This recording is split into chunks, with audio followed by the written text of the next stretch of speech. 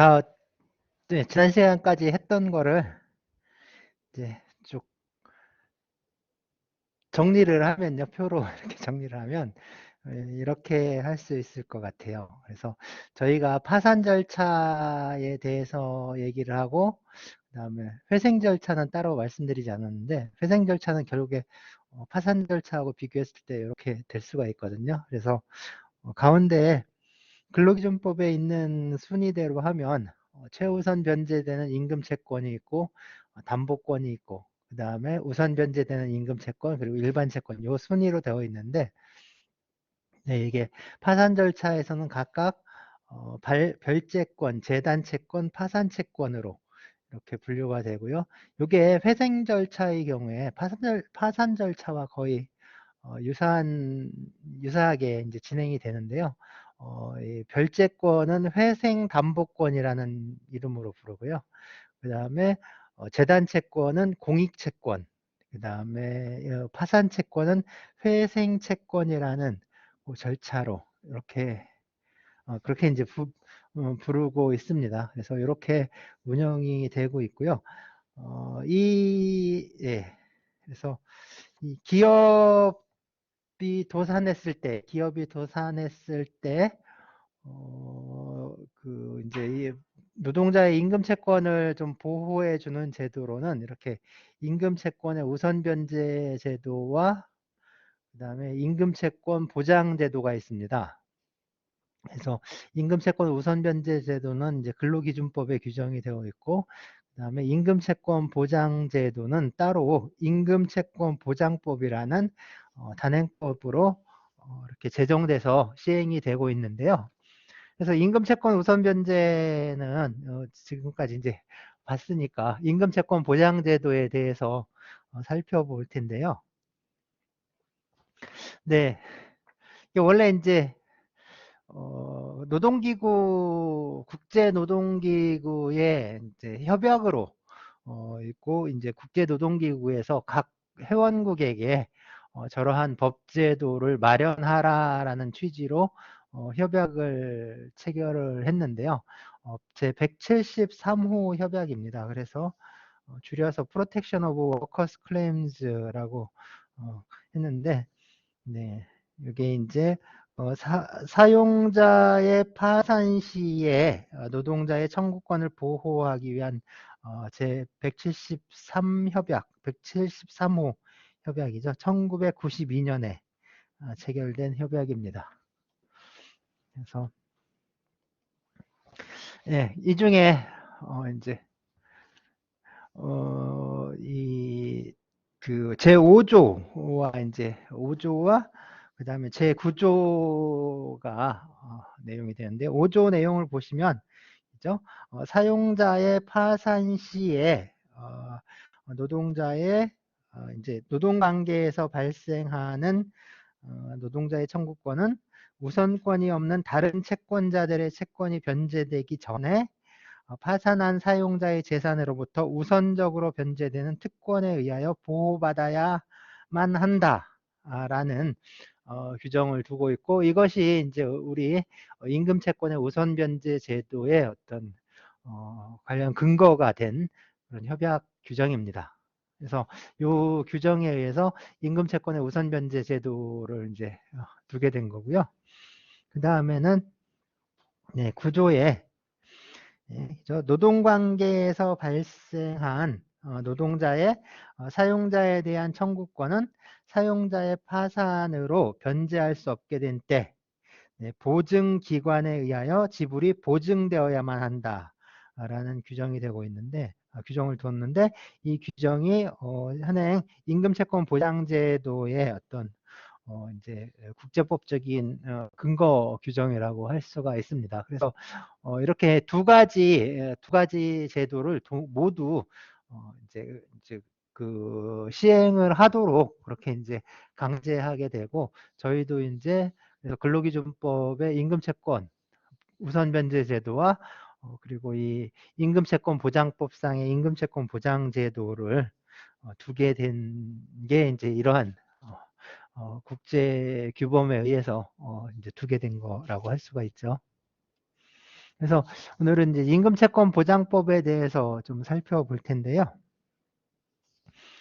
네, 임금채권 보장법이라는 게 이렇게 사실 오래된 적은 아닙니다. 이게 이 기업 도산이 큰 사회적 문제가 된 게 이제 IMF 시절이잖아요.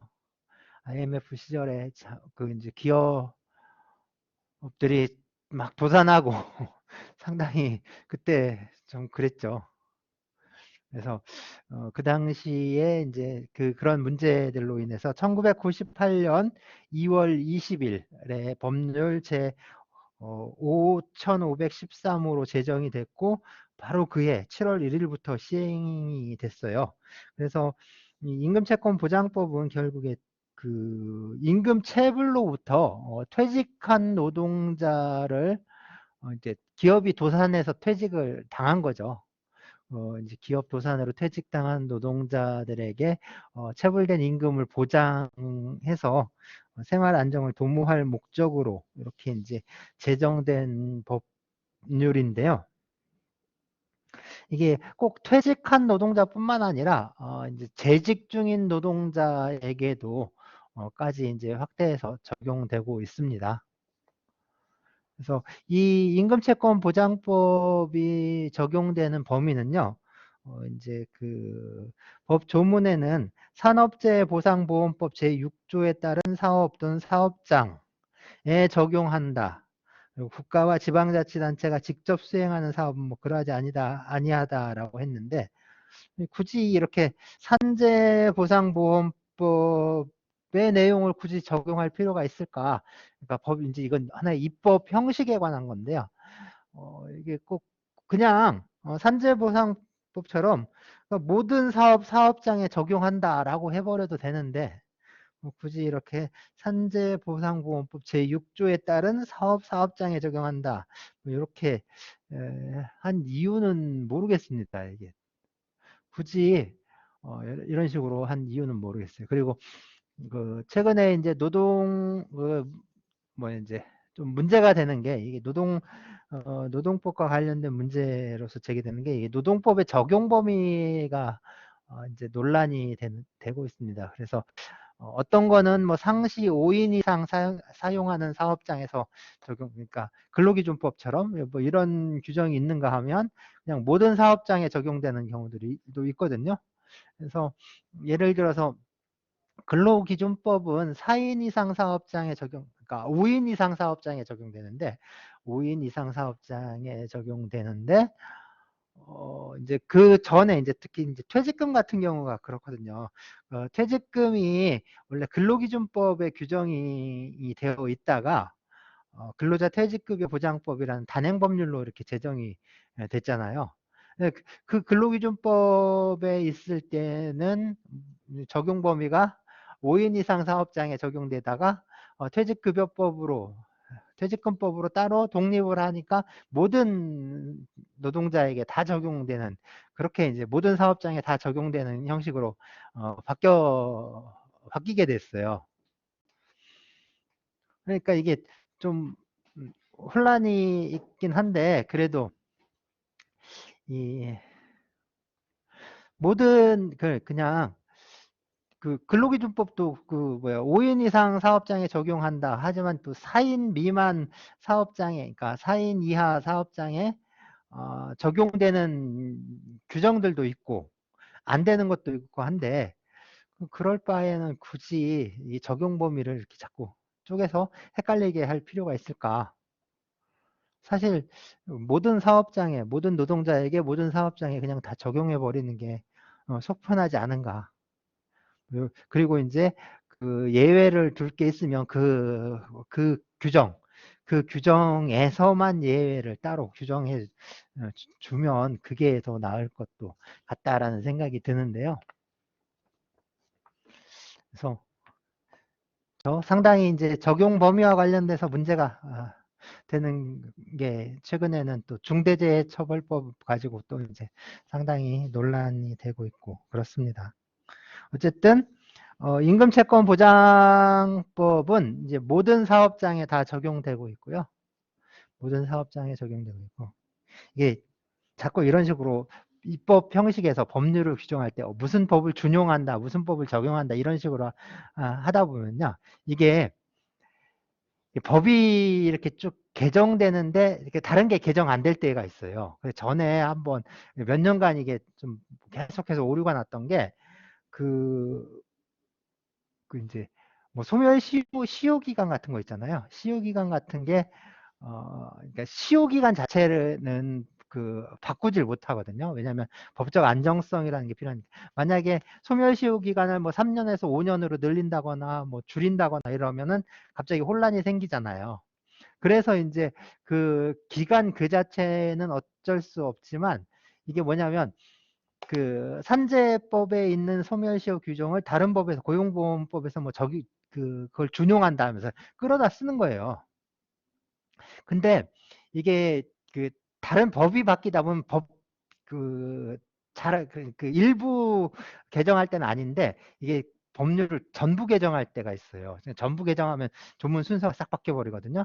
근데 그럼 이걸 바꾸면서 다른 것도 또 바꿔야 되는데 그걸 또 안 바꿔놔 가지고 계속 이상한 걸 준용한다는 규정을 두고 있는. 그래서 이게 전에 아마 산재보험 쪽에서 이 준용 법 조문을 안 바꿔놔 가지고 한 10여 년 동안 이게 이상한 저기가 있긴 있었는데요. 뭐 그게 이제 사회적으로 크게 문제가 안 돼 가지고 문제가 안 되는 저기라서 뭐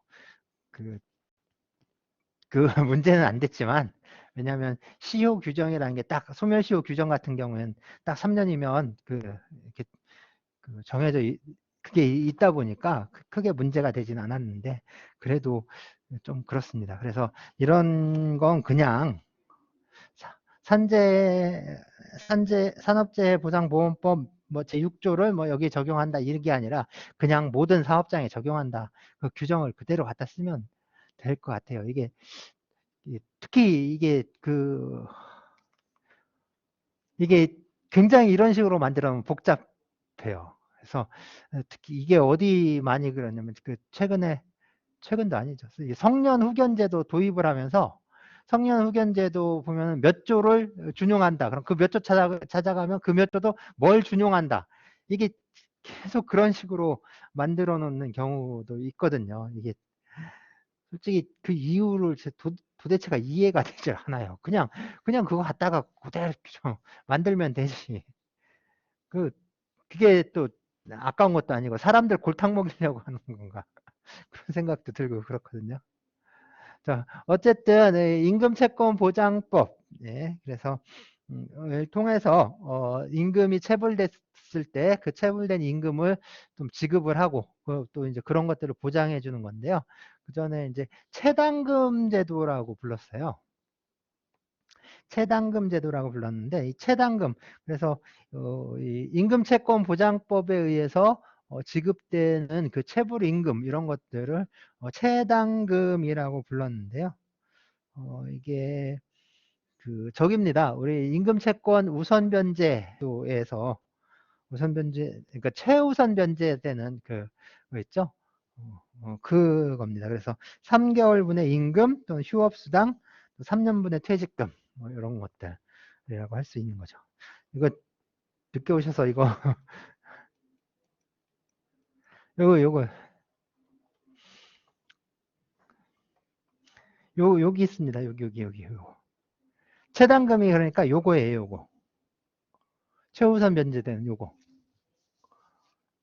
요거를, 이제, 주겠다, 이겁니다.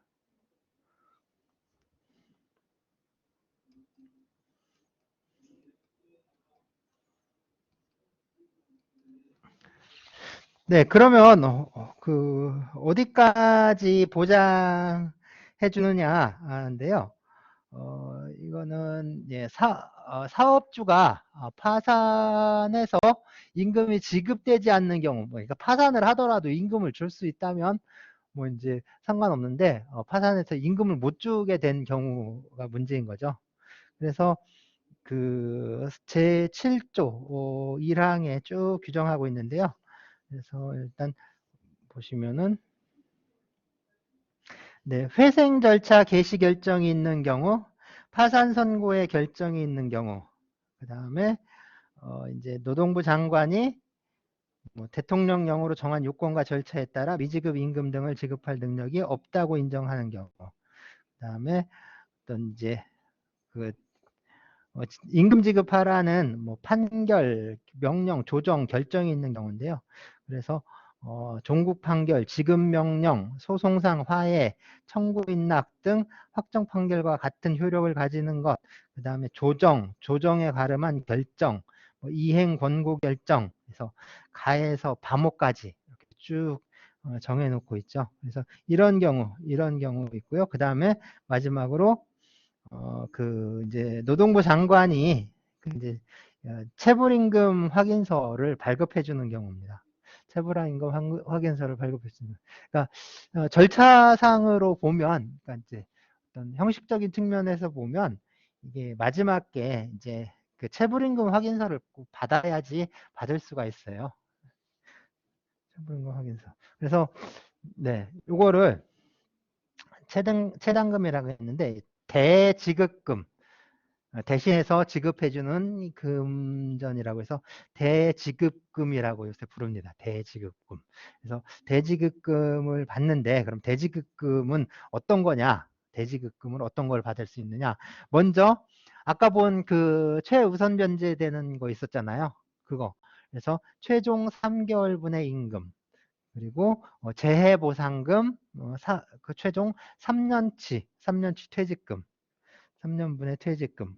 근데 이게 3년분 퇴직금인데 지금 우리가 퇴직금 제도가 퇴직연금 쪽으로 많이 넘어갔잖아요.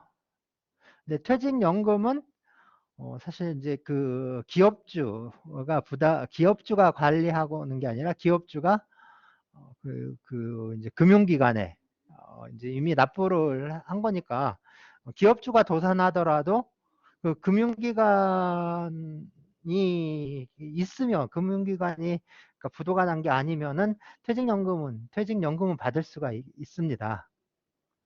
퇴직 그러니까 이제 기업이 부도가 나고 파산을 하더라도 이미 그 연금보험으로 납입된 건 그대로 있는 거잖아요. 있는 거니까 그건 또 이제 다른 무슨 파산 채권자들이 어떻게 할 수 있는 것도 아니니까 이제 거기서 받으면 돼요. 거기서 받으면 되는데 문제는 그게 이제 어려우니까 그 못 낸 경우입니다. 사업주가 그 연금보험료 그 퇴직연금 그 보험료를 납부하지 않아서 뭐 지불되지 않는 그 부분인데 그 부분이 바로 여기서 말하는 3년분의 퇴직급여에 들어가는 거예요. 그래서 그게 그러니까 퇴직금과 그다음에 또는 그렇게 미지불된 그러니까 미납부된 그래서 이제 못 받게 된 그 이제 퇴직급여의 3년치를 이제 요 임금채권 보장기금으로부터 이제 받게 되는 거죠. 그 다음에는 이 저기입니다. 그리고 휴업수당이 있는데 이 휴업수당도 최종 3개월분만 이제 휴업수당 받을 수 있고요. 그리고 최종 3개월분의 출산 전후 휴가 급여. 보통 이제 산전 후 휴가 급여. 근데 3개월분. 근데 이게 산전 후 휴가가 3개월이거든요. 90일이거든요. 90일, 90일이고, 이 90일이고, 그, 저기죠. 90일이고, 그, 60일, 가만히 있어보자. 그죠? 그 90일이죠? 산전 후 휴가 90일. 그리고 이제 다태아라고 이제 쌍둥이인 경우에 120일까지 있고, 60일이 유급이죠? 60일이 유급이고 30일이 무급인가요? 그래서 그 무급인 부분에 대해서는 이제 고용보험에서 지급을 하도록 되어 있고, 그 다음에 중소기업의 경우, 우선지원 대상 기업의 경우에는 90일분 모두 그 고용보험에서 지급을 합니다. 그러니까 고용보험에서 지급하지 않는 산전 후 휴가 급여는 결국에는 고용보험도 납입하지 않아서 고용보험도 납입하지 못해서 이제 그 산전 후 휴가 급여를 못 받는 경우 있을 수 있고요. 뭐 이제 그런 경우에 저기고 일반적인 경우라면 고용보험에서 모두 지급을 하니까 요거는 이제 고용보험에서 지급을 하는 거니까 굳이 이건 뭐 이제 청구할 일은 없을 것 같은데 고용보험마저도 납부하지 못해서 저 이제 노동자가 산전휴가 급여를 못 받는 경우에는 이제 받을 수 있도록 하고 있습니다. 모두 아마 이제 예, 그 이제 범위와 액수는 다 이렇게 저렇게 이제 정해져 있는 것 같아요.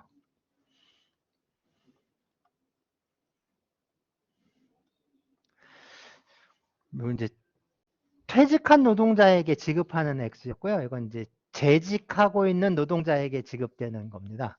재직하고 있는 노동자에게 지급되는 건데 아까 보신 것처럼 임금 지급의 판결, 명령, 조정, 결정 뭐 이제 이런 게 있거나 노동부 장관의 체불임금 확인서가 발급된 경우 있었죠. 그 경우입니다. 그 경우. 그래서 4호와 5호 규정했을 때, 4호, 5호 규정이 있을 때고요. 그다음에 그래서 최종 임금 최종 뭐냐면 최종 임금 체불을 기준으로 해서 막 임금이 그 이제 매 기일을 정해서 월 1회 이상 기일을 정해서 그 기일마다 지급을 하죠. 기일마다 지급을 하는데 그러니까 임금 체불은 그 달에 임금이 그 하루라도 늦어지면 임금 체불이 발생하는 거예요. 그러면 이번 달치 안 주면 이번 달치 임금 체불이 발생하는 거고 다음 달에 안 주면 다음 달치 또 임금 체불이 발생하는 거고 그래서 임금 체불의 경우에는 범죄의 개수가 노동자 1인당 한 번 체불될 때마다 한 개의 범죄가 성립을 해요. 그러면 그 100명의 노동자에게 3개월간 임금을 체불하면 몇 개의 범죄가 될까요? 100명의 노동자에게 3개월간 체불하면 한 사람당 하나, 한 사람당 1회 위반 시 하나.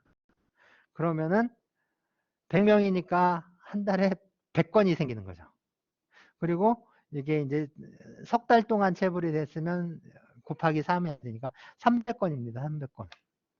그러니까 임금 체불에 대한 형량이 지금 3년인가요? 2년인가요? 3년인지 2년인지 올랐을 거예요. 그래서 3년 제가 그 기억하기로는 3년 이하 징역 3천만 원 이하 벌금이거든요. 그러면 이제 곱하기 3 해야 됩니다. 3년 이하의 징역 3, 3은 9 900년이에요. 900년 900년 이하의 징역이고 벌금의 액수는 그 3천만 원 곱하기 300 3천만 원 곱하기 300 얼마인가요? 90억인가요? 90억이죠? 90억. 네. 90억. 벌금은 90억. 사실, 그, 200만 원인가? 벌금.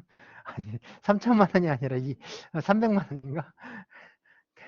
어쨌든, 다 합산을 해서 이제 정해야 되는데, 현실에서 보면 그렇게 하질 않고요.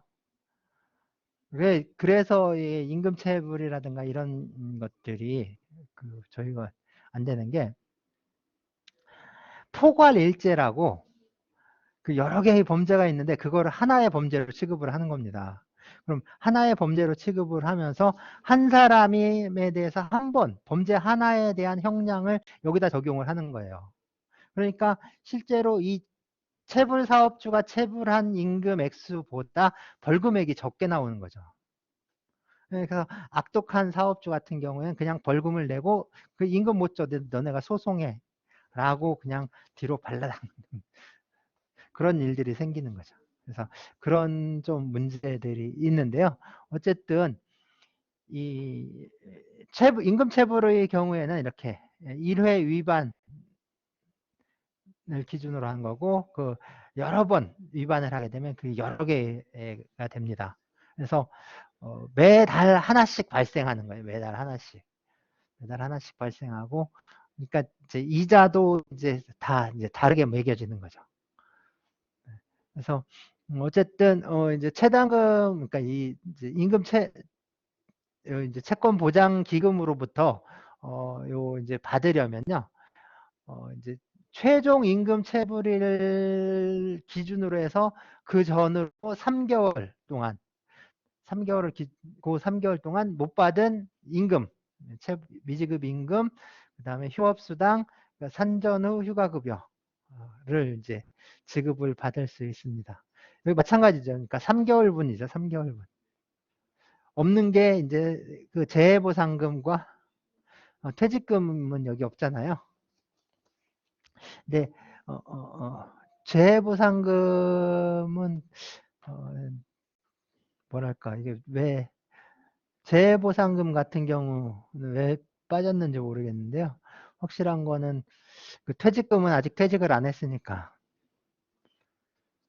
퇴직금은 퇴직을 안 했으니까 이제 지급을 받을 수 없는 거고 이렇게 이제 지급을 하도록 하고 있습니다.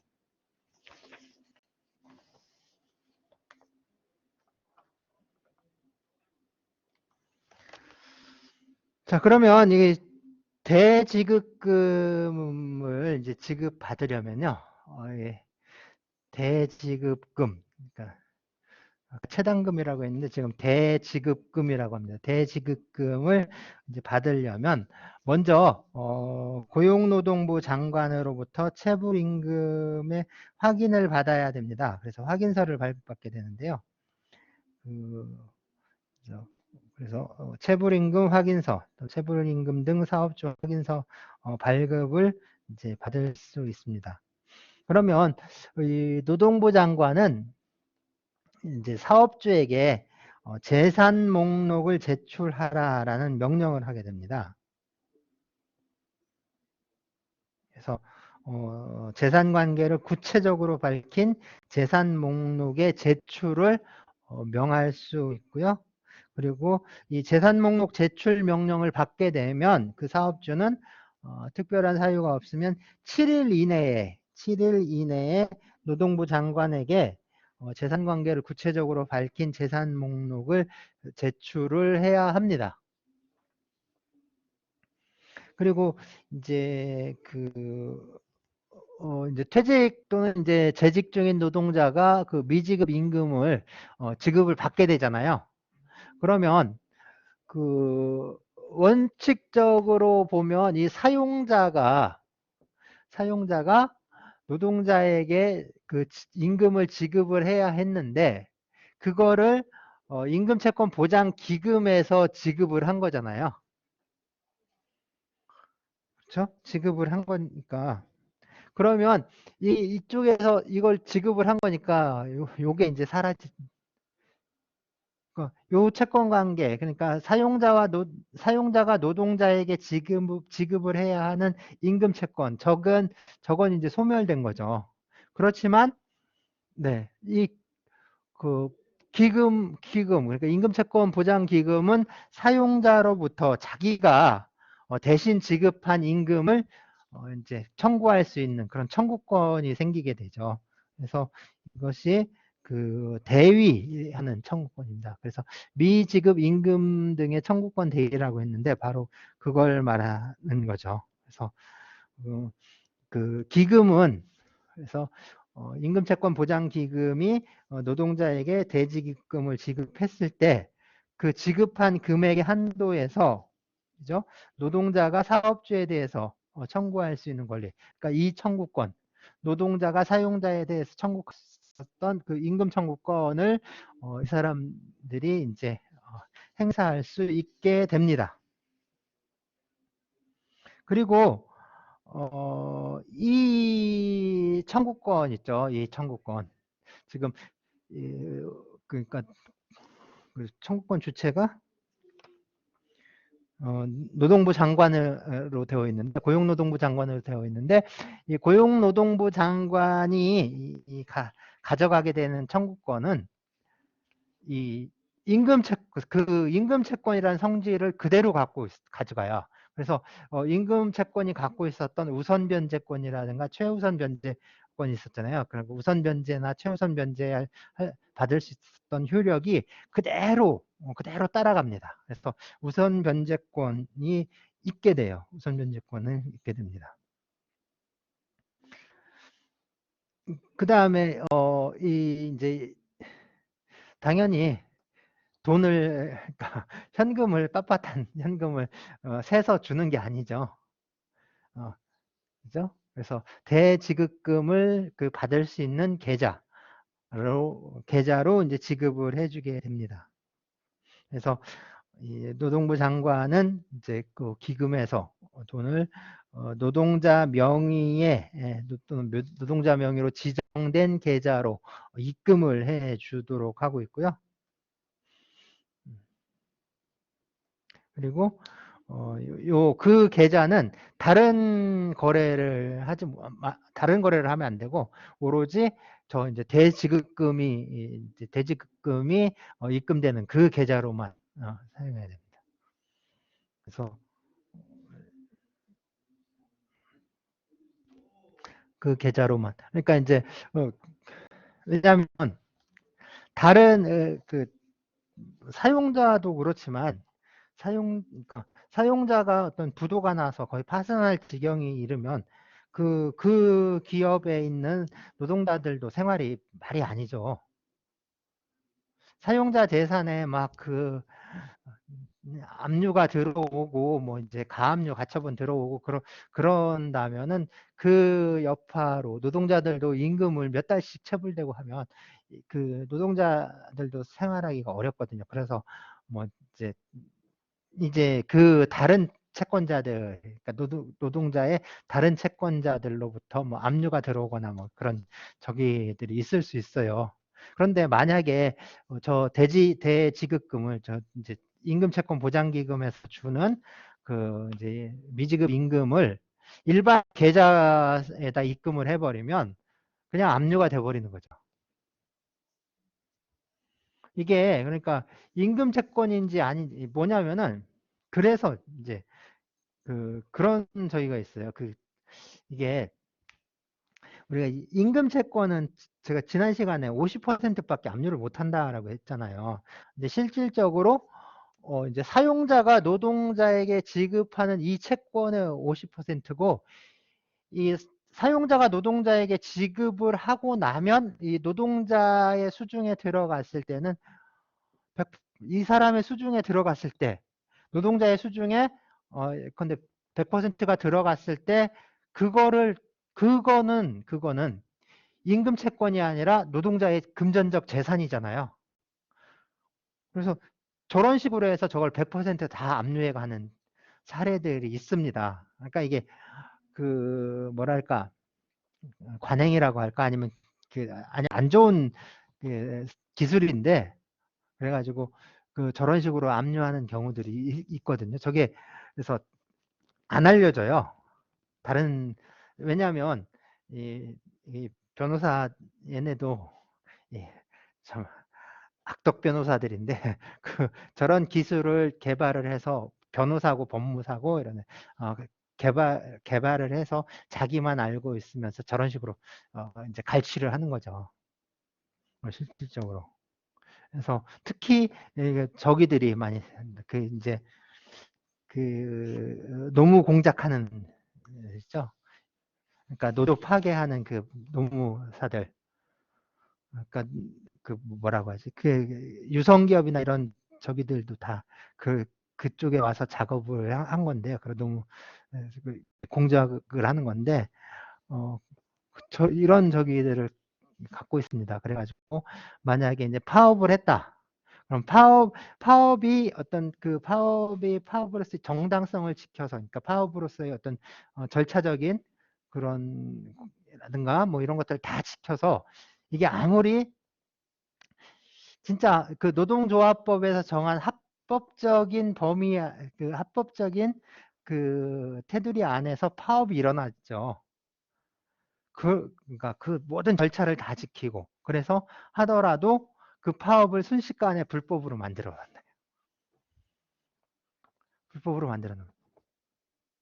그게 지금 우리가 그 저기 무슨 조선소에서 그 막 있었던 그 저기도 사실상 그런 거거든요. 초기의 파업은 그 하청노조의 초기 파업은 어떤 절차적인 측면이든 이런 데서 적법성을 다 가지고 있었는데 그게 이제 그쪽 그 채권자 측 용역들이 들어가면서 밀리니까 이게 불법으로 그냥 불법 점거로 이제 상황이 바뀌어 버리는 거죠. 그리고 그게 이제 불법 점거로 들어가니까 거기에 대해서 형사처벌, 민사적 손해배상 이런 것들이 들어가는 겁니다. 그리고 민사적 손해배상을 하면서 가압류가 들어가고 가압류가 들어가면서 임금채권은 50% 가압류하지만 실질적으로는 거의 100% 가까이 다 빼가거든요. 그러니까 그런 저기들이 있어요. 그런 식으로 해요. 그러니까 이제 사람이 그래서 이제 못 살게 되는 거죠. 그래서 이제 그런데 참 뭐랄까 악독한 법 기술들이 있는데 그리고 그- 잘 얘기를 안 해줘요. 다른 저기한테는. 그게 자기네들 노하우라고. 그러니까 그걸로 먹고 사니까 그러니까 잘 알려주진 않는데 저도 그래서 대충 얘기를 들었어요. 대충 얘기를 들었는데 그런 식으로 합니다. 그래서 아예 뭐 임금 계좌라든가 이런 걸 따로 분리를 해 놓을 수밖에 없어요. 그래야지 이거를 보호해 줄 수가 있는 거죠. 그래서 이 대지급금 수급 계좌를 따로 두고 다른 거래는 못하고 이것만 들어가게 한 이유도 그 때문입니다. 다른 것들과 섞이게 되면 바로 이제 침탈을 당할 수가 있는 거죠. 그래서 이제 대지급금 수급 계좌를 따로 두도록 하고 거기에 이제 하도록 하고 있고요. 그 다음에 미지급 임금 뭐 융자해 주는 거는 이게 이제 노동자가 아니라 사용자를 상대로 하는 겁니다. 그래서 사업주가 좀 일시적으로 그러니까 어떤 곤란에 처했다. 그래서 어떤 좀 그 임금 지급이 좀 어렵게 됐다 하는 경우에 이때는 뭐 미지급 임금을 융자해 주고 있습니다. 융자해 주고요. 그 다음에 이제 노동자들에게는 생계비를 또 융자해 주고 이런 이제 융자 사업을 합니다. 그러니까 그 임금채권 보장 기금에서 하는 일이 미지급 임금을 미리 지급하는 것도 있지만 이렇게 이제 생활비를 융자해주는 그런 것도 하고 있어요. 이제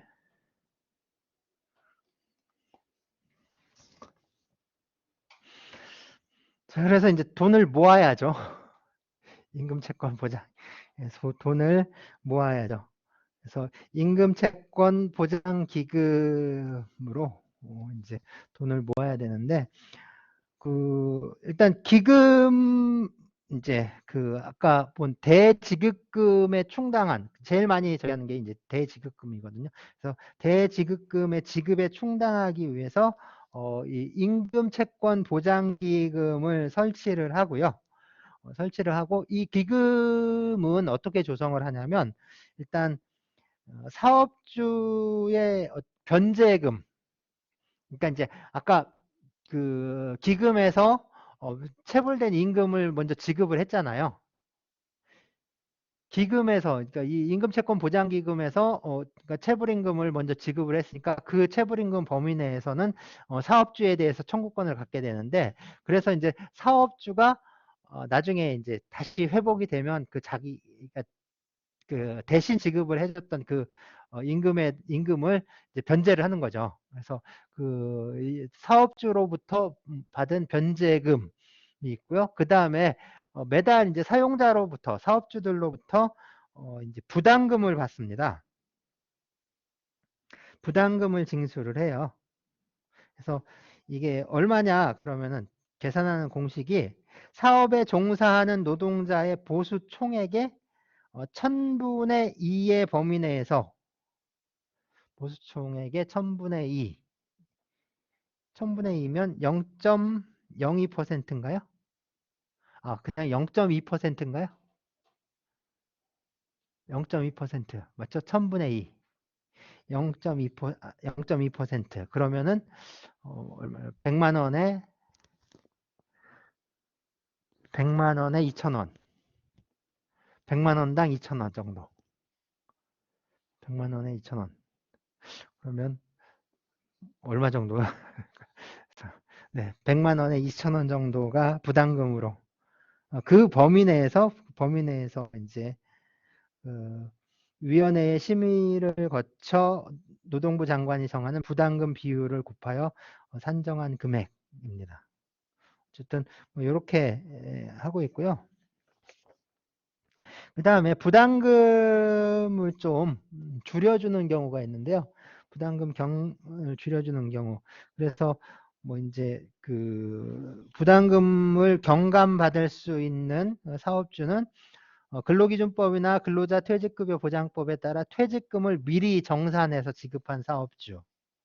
그다음에 퇴직보험 등에 가입한 사업주. 그리고 이제 그 확정급여형 퇴직연금제도, 확정기여형 퇴직연금제도 또는 이제 개인형 퇴직연금제도 뭐 이런 것들을 설정한 사업주. 그다음에 외국인 노동자 출국 만기보험 신탁에 가입한 사업주. 네, 이 사람들의 경우에는 그 부담금을 좀 줄여주고 있습니다. 그 다음에 이제 이게 돈이 모자랄 때는 또 돈을 빌려야겠죠.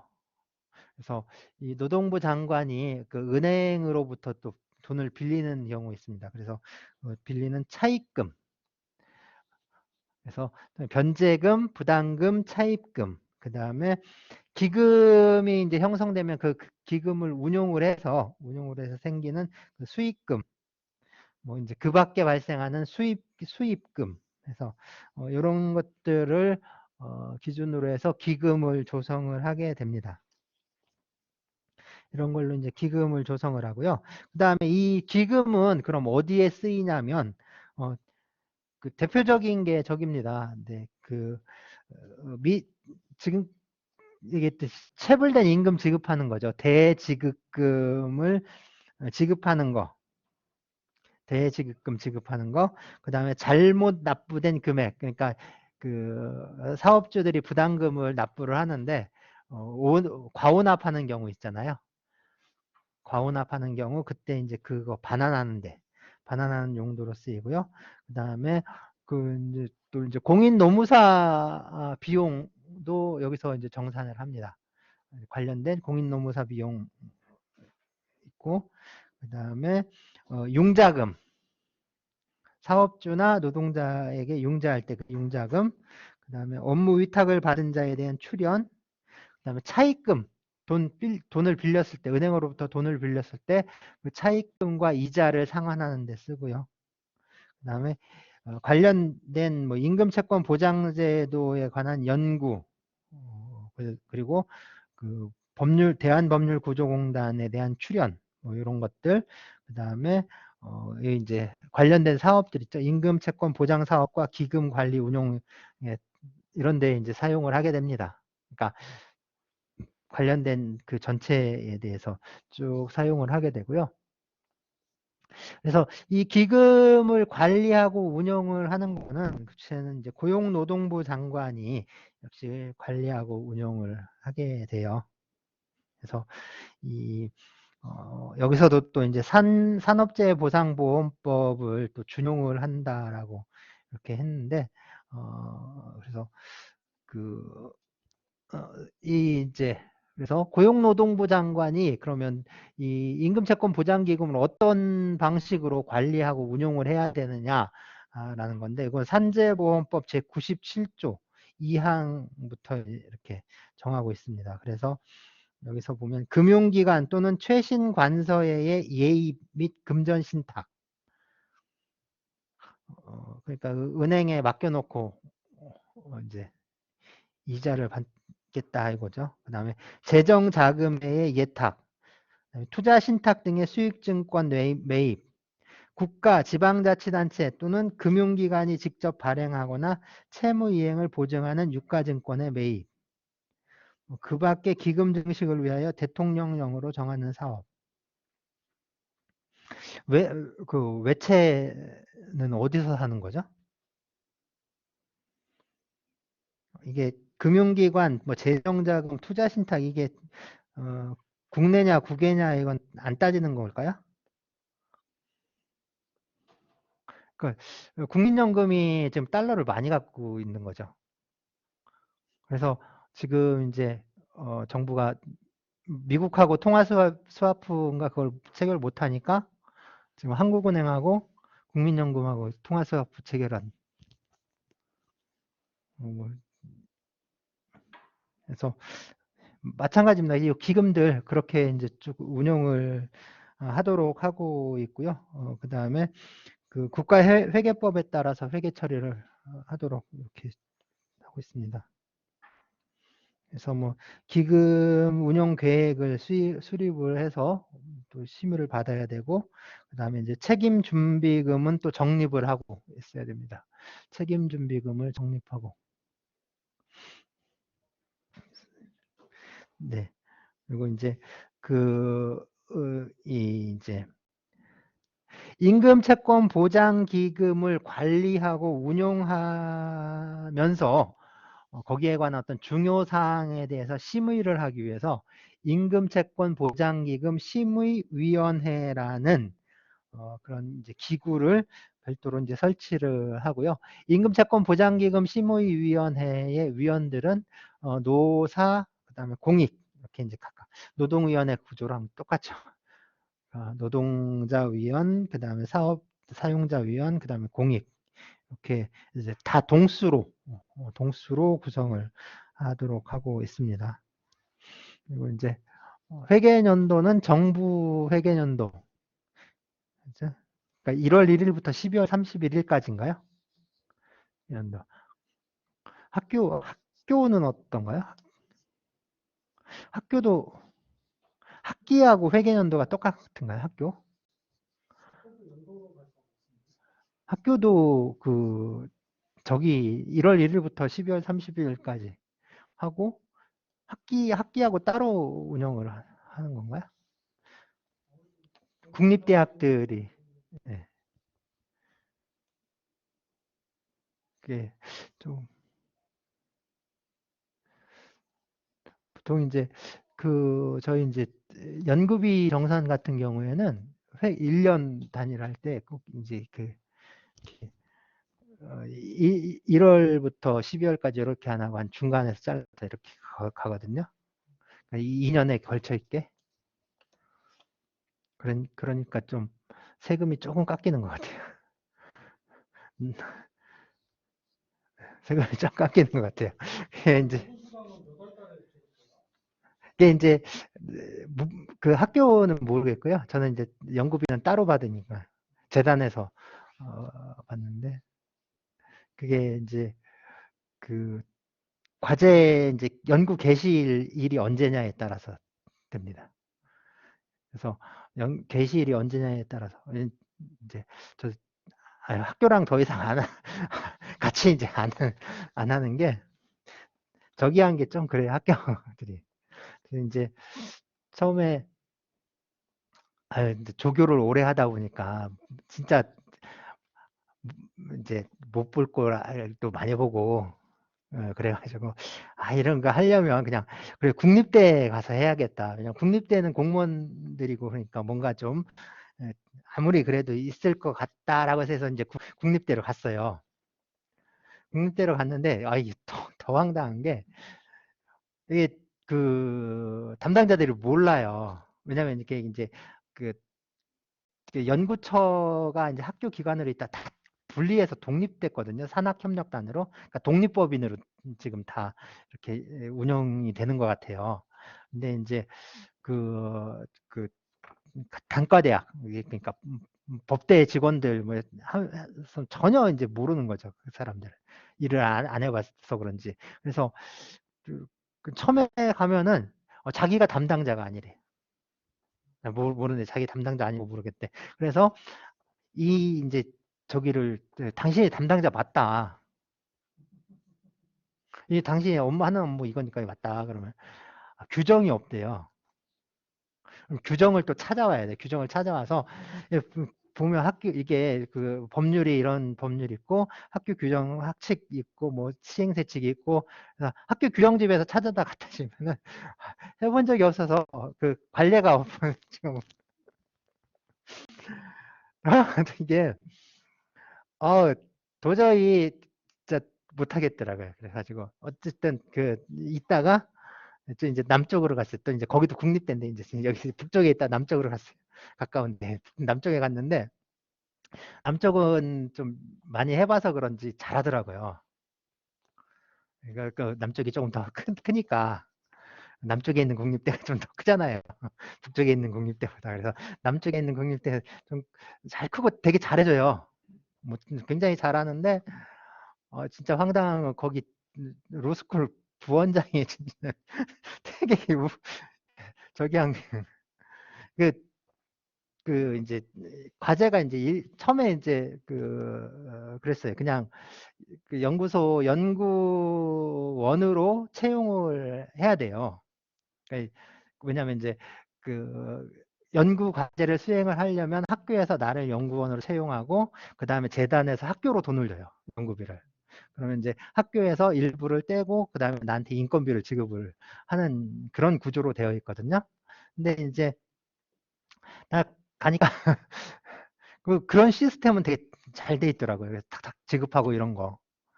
그러니까 북쪽에 있을 때는 이게 뭐 잘 나오지도 않고 막 그랬는데 거기 가니까 이제 딱 그런 거 다 잘 되는데 이제 그 처음에 이제 근데 이제 뭐 때문에 한 달이 늦어졌어요. 이렇게 연구 개시 일자부터 이제 한 달이 늦게 이제 계약하고 뭐 늦어졌는데 그 이제 연구 교수로 채용을 하겠대요. 그러니까 연구 교수도 있고 연구원도 있고 그렇잖아요. 근데 연구 교수로 이제 채용을 하겠다고 해서 막 그것 때문에 왔다 갔다 하면서 그 하면서 그 원래 개시해야 되는 연구 개시 일자부터 한 달이 지나서 이렇게 이제 시작이 되는데 뭐냐면은 그 이제 로스쿨이 생기면서 전임 연구 교수가 있느냐 없느냐에 따라 로스쿨 점수가 달라지는 거예요. 평가 점수가 달라지니까 아, 더군다나 그 외부에서 딱 그 연구비를 내가 받아가지고 들어간 거니까 왔으니까 저기 해준다고 막 했는데 나중에 이제 규정집을 찾다가 이제 연구 교수 말고 그냥 연구원으로 합시다. 왜냐하면 연구 교수는 실제로 전임 교원으로 이제 되니까 의무사항이 이게 빽빽해요. 규정들이. 그 이제 간섭이라든가 뭐 그 규정들이 그래서 수업 한번 하려고 하더라도 뭐 그 학장이나 총장한테 보고하고 허락을 받고 나가야 되고 강의할 때도 뭐 그렇고 그래가지고 그런데 그 연구원에 대해서는 규정 자체가 없더라고요. 연구원에 대한 규정 자체가 없어. 그래서 연구원으로 돌려가지고 그러니까 규정이 없으니까 뭐 나한테 뭐라고 못하잖아요.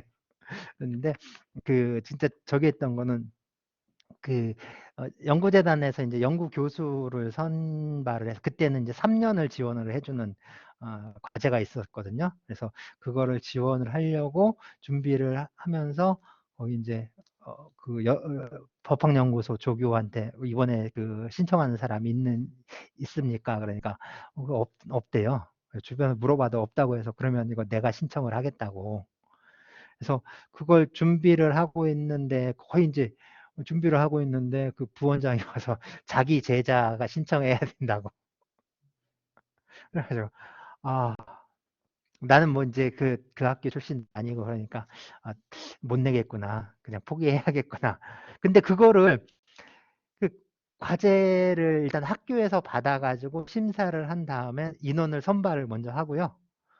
시스템이 그때 좀 웃겼어요. 그래서 먼저 학교에서 추천하는 사람들을 선발을 해요. 그리고 그 사람들을 그 이제 연구재단에서 다시 선발을 해서 연구 과제를 이제 그 주는 거거든요.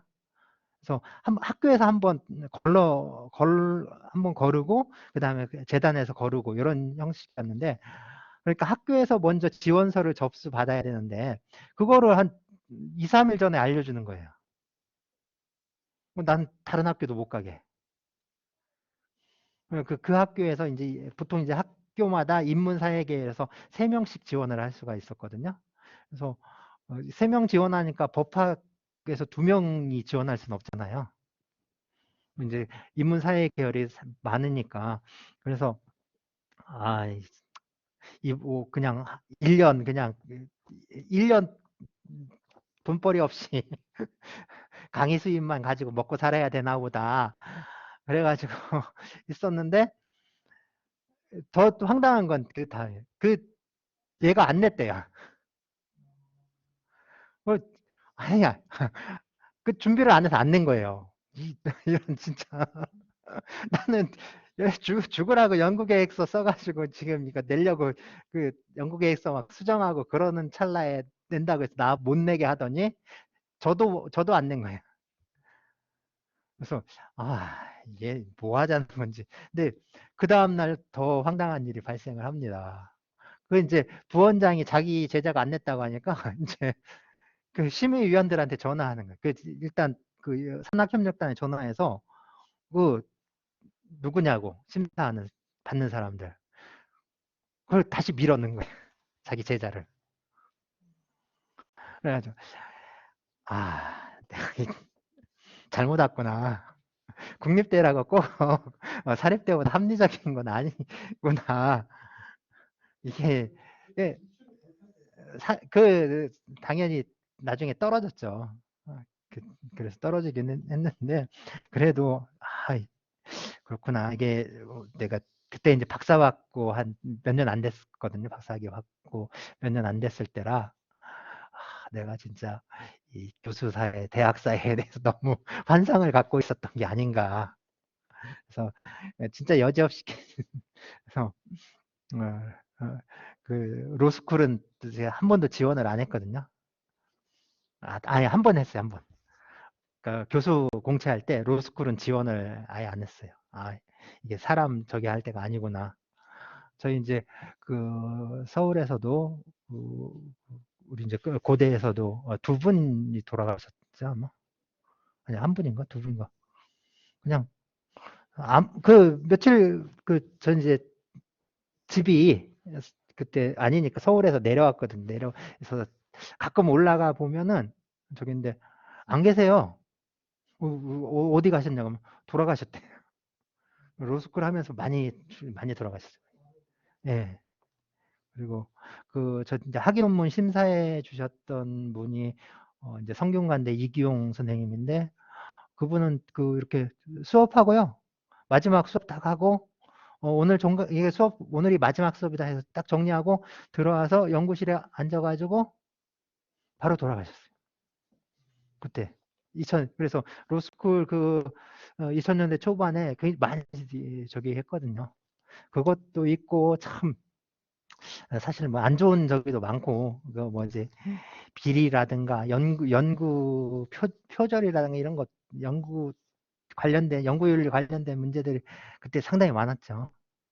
그러니까 일단 막 뽑아야 되니까 편수를 늘리는 거예요. 그래서 논문 한 편 가지고 이제 쪼개는 거죠. 하나하나 쪼개가지고. 그래서 무슨 뭐 이런 거 임금채권 보장기금에 대한 연구 하면 이거 한 편이면 되는데 이거 임금채권 보장기금에 관한 프랑스 뭐의 연구 다 쪼개가지고 이제 억지로 늘려가지고 편수 늘리고 그 다음에 박사 논문 쪼개는 게 굉장히 많았어요. 자기 학위 논문 받아가지고 다 한 10편씩 막 쪼개가지고 제출하고 그래서 네, 나보고는 그러면 안 된다고 했거든요. 그래서 분명히 선배들이 그러면 안 돼. 이렇게 하면 안 돼. 그러네. 그래서 안 했어요, 저는. 안 하고 이제 생으로 논문을 쓰려니까 이게 무지 힘들겠어요. 처음부터 뭐 그 다시 시작하는 힘들어 죽겠는데 나중에 알고 보니까 그 사람들 다 자기들은 논문 다 그렇게 쪼개가지고 내가지고 어디 교수로 가고 그래서 그래서 아이씨 하고 그래서 이제 로스쿨 안 되는 데만 이제 지원을 했는데 로스쿨 안 되는 데는 또 안 되더라고요. 안 뽑더라고요. 이제 안 뽑더라고요. 그래서 로스쿨 딱 지원을 한번 해봤어요.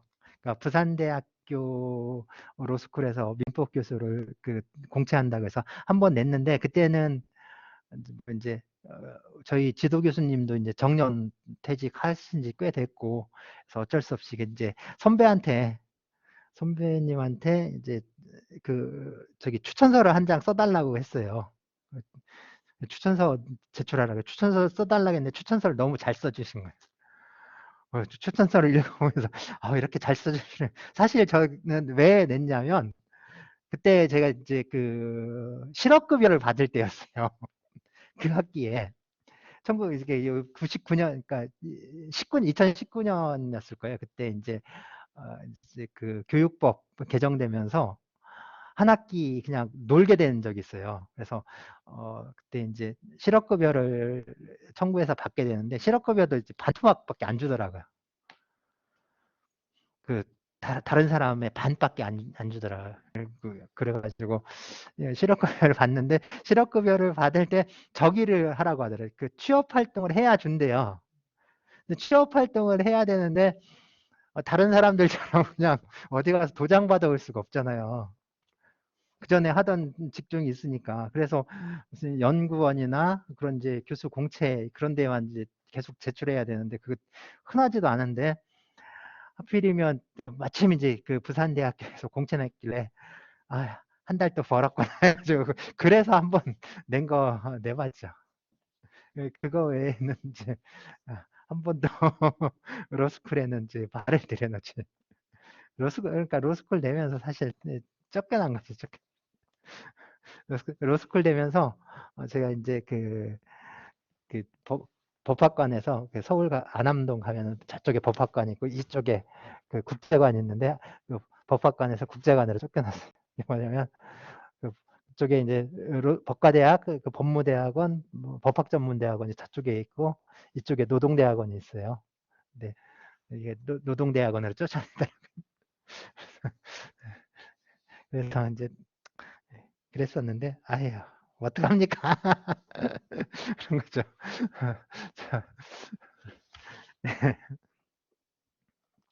자, 마지막으로 우리 이제 수급권 보호에 관련된 건데요. 이제 이 임금채권 보장기금으로부터 어떤 대지급금을 받을 수 있는 그런 권리입니다. 이 권리는 일단 양도, 다른 사람에게 이제 이 재산, 권리를 처분하는 거죠. 그래서 양도할 수 없고 압류할 수 없고 그 다음에 담보 제공도 할 수 없습니다. 그래서 양도, 압류, 담보 제공이 금지가 되어 있고요. 예, 압류할 수 없기 때문에 요 압류는 우리 이제 민사집행법에서 50% 저기 있잖아요. 여기선 100%로 해석해야 됩니다. 제가 볼 때는 요거는 압류 금지는 이거는 그 민사집행법과 별도의 압류 금지 규정이기 때문에 이 규정에 의해서 그 성격은 임금채권이지만 민사집행법보다 이 임금채권 보장법이 먼저 적용이 되기 때문에 이것은 100% 보호가 된다. 이렇게 이제 해석이 됩니다. 그래서 요거는 이제 이제 한 푼도 압류 못 하는 거죠. 한 푼도. 그 다음에 이게 이제 계좌로 입금이 된다고 했잖아요. 계좌로 입금되면 그 입금된 그 계좌에 대해서 그게 이제 성격이 그전에는 임금 채권으로 이제 지급을 받는 임금 채권이었다면 입금이 되면 이건 예금 채권이잖아요. 그 예금 채권도 압류가 금지가 돼요. 그래서 이제 이렇게 보호가 됩니다. 그러니까 일종의 이게 그 사회보장 영역이라고 이해를 하실 수가 있어요. 처음에 이제 그 성격은 임금 채권일 수 있지만 그 궁극적으로는 사회보장의 영역에 있기 때문에 이렇게 이제 보호가 되는. 그래서 사회보장 수급권, 사회보험 수급권 이런 것도 이렇게 압류 금지되어 있고 그렇죠. 그래서 이렇게 이제 양도, 압류, 담보 제공, 그 다음에 예금 채권까지 모두 압류가 금지되어 있습니다. 이렇게 했고요. 그 다음에 대신 그 임금 채권, 아니 그러니까 임금 채권, 그러니까 진짜 임금은 본인이 직접 수령을 해야 되죠. 본인이 이제 임금은 이제 사용자가 노동자에게 직접 지급을 해야 되는데, 그래서 임금 지급의 원칙하면 직접 전액 통화, 예, 정기 이렇게 네 가지 원칙이 있어요. 그래서 임금은 통화로 직접 전액을 지급해야 한다. 매월 1회 이상 기일을 정해서 지급해야 한다라는 원칙이 있는데 이 경우에 이 대지급금의 수령은 위임할 수가 있습니다. 근데 이게 이제 그 어떤 직접불의 원칙에 반하는 건 아니고요. 이때 위임을 할 수 있는 게 뭐냐면 그 아픈 경우, 아픈 경우에는 이제 주로 뭐냐면 가족들에게 이제 수령을 위임하는 거예요. 가족들에게 수령을 위임하는 건데, 뭐 이제 그 뭐냐면 위임 사실 및 가족 관계를 증명하는 서류를 제출해야 한다라고 했는데 결국에 뭐냐면 이 대지금 청구 있죠. 이게 그 이제 저 체불 임금을 그 이제 이 임금채권 보장기금에서 지급해 주십시오라고 해서 신청하는 거,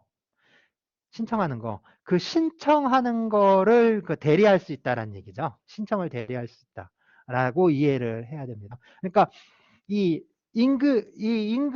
미지급 임금은 그 노동자의 계좌로 입금이 되어야 돼요. 이게 가족의 계좌로 입금할 수 있는 게 아니거든요. 그러니까 여기서 위임을 했다, 그러니까 수령을 위임했다라는 거는 결국에 그 이 미지급금의 지급 신청을 가족이 대리해서 신청할 수 있다라는 의미로 이제 해석이 됩니다. 그래서 어, 다른 것들은 좀 안 되죠. 어디까지 했어요? 즉 은행 거래도 가족 간에도 거의 힘들죠. 어, 그러니까 아예 안 해주던데요. 아예 안 해주던데. 그래서 네. 이렇게 이제 할 수 있고요. 그 다음에 미성년자의 경우에 미성년자의 법률 행위는 법정 대리인이 대리하거나 동의를 얻어서 해야 되는데 뭐 임금 청구, 그러니까 노동계약을 체결하는 거나 뭐 임금 청구나 노동관계에서 미성년자는 독자적으로 행위합니다. 그러니까 그 법정 대리인이 대리할 수가 없어요.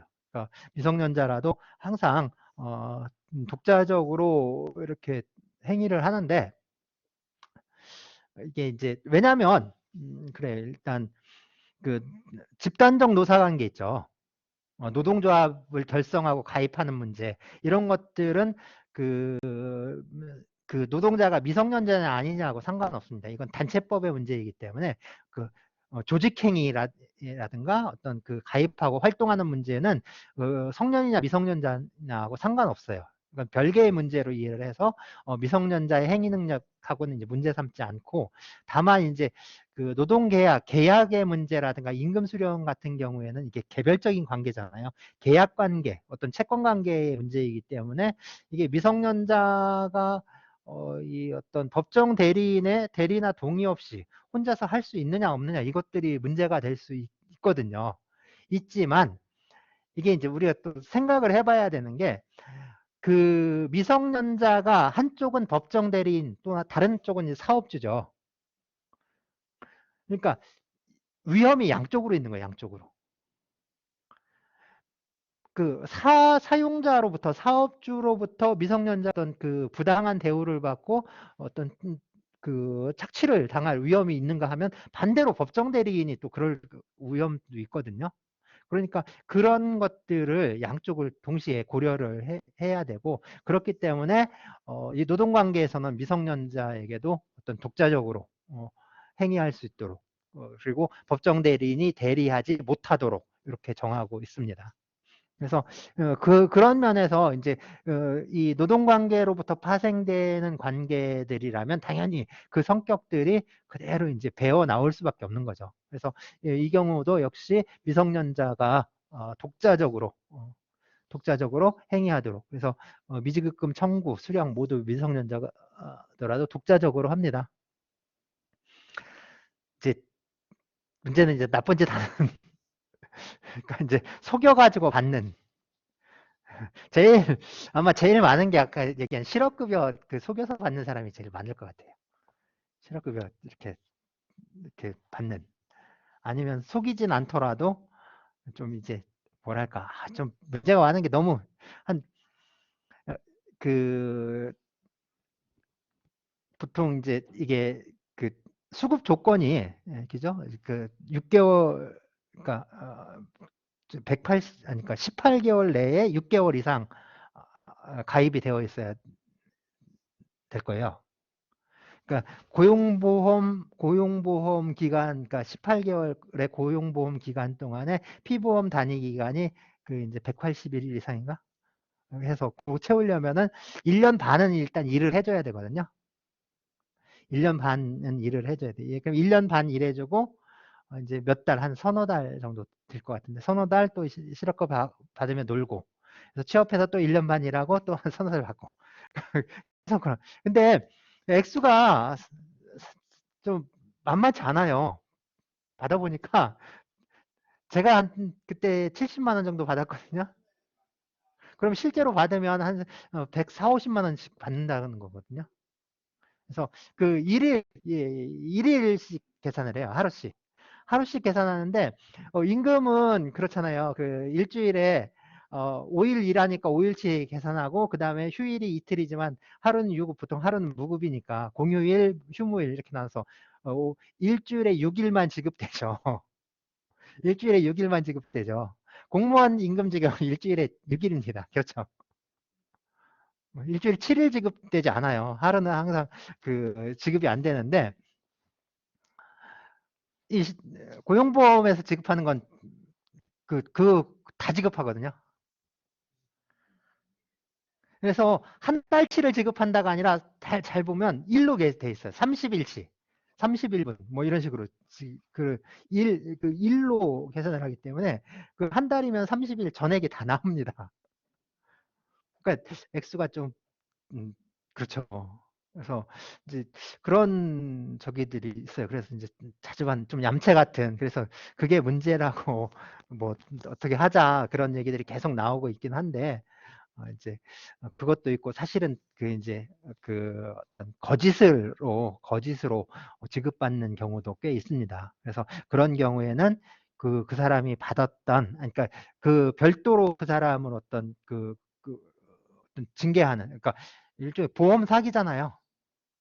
보험 사기니까 뭐 거기에 대한 뭐 형벌을 부과하거나 어떤 징벌을 하는 문제와 별도로 이미 지급한 금액 금전은 다시 환수를 하게 됩니다. 그래서 그거는 그 부당이득의 법리에 따라서 환수 조치를 해요. 그래서 부당이득의 법리에 따라서 환수 조치를 하고요.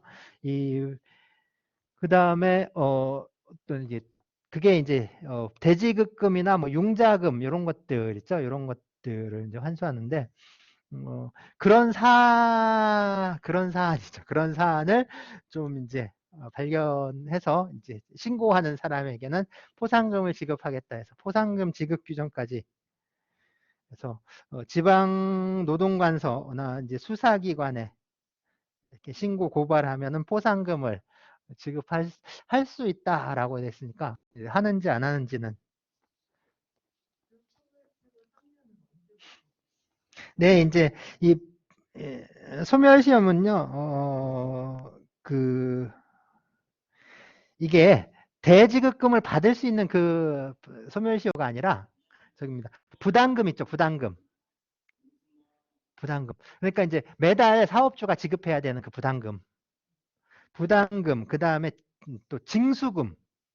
그러니까 국가에서 이제 이게 가져가는 징수금, 그 다음에 대지급금이나 어떤 그 부담금 반환을 받을 권리, 이런 것들에 대한 시효가 3년이에요. 왜냐하면 이게 이 이제 임금채권 요 기금으로부터 받을 수 있는 권리 있죠. 받을 수 있는 권리는 이게 소멸시효보다는 아마 여기에 어떤 시간적인 제한이 가해지잖아요. 시간적인 제한이 가해지면 이건 소멸시효가 아니라 보통 제척기간이라고 하죠. 제척기간에 적용을 받게 됩니다. 그래서 권리 행사할 수 있는 기간 뭐 이렇게 하게 되는데 어, 특별히 이 경우에는 규정은 없어요. 규정은 특별히 한 그 제한 규정 며칠 이내에 해야 된다 이런 규정은 제가 못 봤습니다. 본 것 같아요. 그래서 며칠 이내가 아니라 진짜 지금 먹고 살기 힘든 사람이면 당연히 하죠. 당연히 하죠. 그래서 문제는 이랬을 때 이제 퇴직 노동자들이 문제가 아니라 이제 국가에서 오히려 받아가는. 왜냐하면 이 노동자들이나 아니면 사용자나 이 개인이니까 이 개인이니까 이 사람들은 국가에서 언제까지 나한테 돈을 받아갈 권리를 갖고 있는지 그게 중요하죠. 이게 10년이 뭐 이제 5년, 10년이 지나도록 계속해서 그 권리를 행사할 수 있다면 좀 사는 게 힘들죠. 언제 올지 모르니까. 예, 그래서 이제 저기 좀 그래서 이제 국가에서 이제 결국에 이제 저런 부담금이라든가 이런 것들을 다시 부당이득 환수라든가 이런 것들을 할 수 있는 그런 이제 시효가 3년이다 이렇게 이해할 수 있습니다. 그래서 요 임금채권 보장법은 성격상 좀 어떤 공적인 측면이 이제 강한 거죠.